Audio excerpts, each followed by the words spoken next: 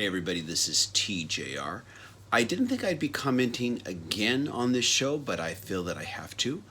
Talking about the sci-fi slash comedy show, The Orville from Seth MacFarlane. In my last two videos where I looked at the first four episodes of the series, I said that I really liked the Star Trek-like elements of the show. I liked the sci-fi elements. I liked the sci-fi action adventure. I felt like they had really nailed the Trek portion of it. And this is a homage to Trek. There were a few parody elements in the first two episodes, but then they got away from that and it became an homage. And clearly, of course, a labor of love for Seth MacFarlane, who's a big Star Trek fan. But I always felt they had the Star Trek elements nailed. What wasn't working for me all the time, sometimes, but a lot of the times not, was the comedy. The comedy felt jarring, like it was two different shows edited together that were completely different.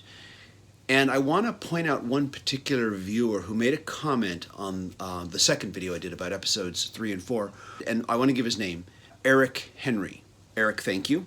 Eric made the observation that kind of the way they should go about this is MASH. He gave that as the analogy. MASH, of course, the very popular, very groundbreaking drama/comedy series about the Korean War. This show managed to blend drama and comedy extremely well in a way that I don't think any TV show previously had ever done before.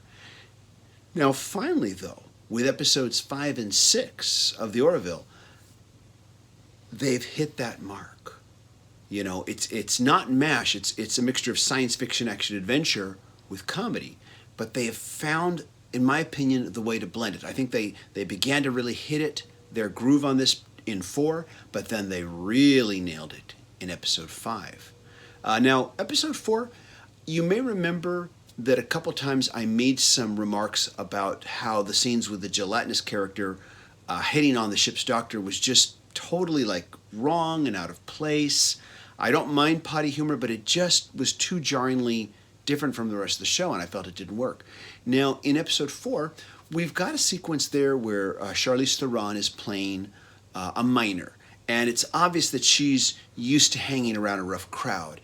And when she's talking to some of the lower-ranking officers aboard the Orville, they talk to her like a bunch of sailors, and she talks back to them like a bunch of sailors, and it all works. Even though we're going for what some people might call more guttural or potty humor, it works because it feels natural. It feels like how these characters would talk, and it feels real. Now, in episode 4, I felt like they really started to hit the mark, but in episode 5, they really, in my opinion, found the perfect groove. This episode, of course, deals with the Orville's version of the Klingons. And we've seen the Krill since the first episode. We've heard of them. They've been in some of the episodes. But this is the first time that we've had an episode, devoted just to these characters. This episode really kind of dealt with the same theme that was dealt with in the Christopher Nolan movie, The Dark Knight. The theme, and that's the theme of, in order to fight your enemy, how much are you willing to be like your enemy before you become your enemy? I thought this episode dealt with this theme extremely well. I was very impressed even by dramatic moments from Seth MacFarlane, especially the sequence where he's talking to the Krill teacher, the one female Krill that they capture at the end. She asks him, why did you save the children? And he said, because, I had to. And she tells him, but you murdered the rest of the crew.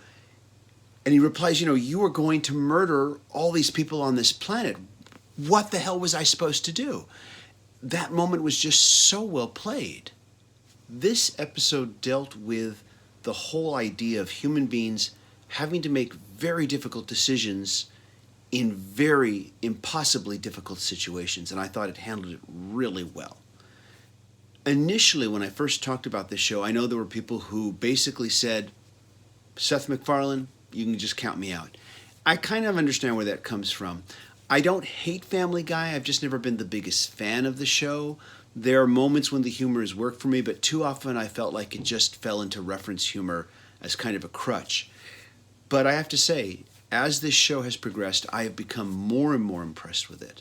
And it is classic Trek. And if you're a fan of classic Trek and you haven't checked out this show yet, I think you owe it to yourself to give it a try. You might want to just start with episode 3 and go from there. And then after you've seen what the show can be, go ahead and watch episode 1 and 2 and just realize they were finding their footing. You know, when you think about it, Star Trek The Next Generation had that really just terribly awkward first season where I think more than half of that season was just bad. But Trek fans stayed with it because it was all we had, and we wanted to see it get better, and it did get better. When you think about it, the Orville has found its legs pretty darn quickly. I just hope it maintains this level of quality, but I'm definitely sticking with the show. If you've seen my video about CBS All Access, you know that I'm not going to be watching Star Trek Discovery anymore. However, I am going to do one more video about my closing thoughts on the show as it stands right now and where I think it's actually going. So do stay tuned for that. This is TJR, and what do you think so far? And if you haven't watched yet, are you going to give it a shot? I'm curious to know what you think, everybody. Thanks so much for watching. Bye-bye.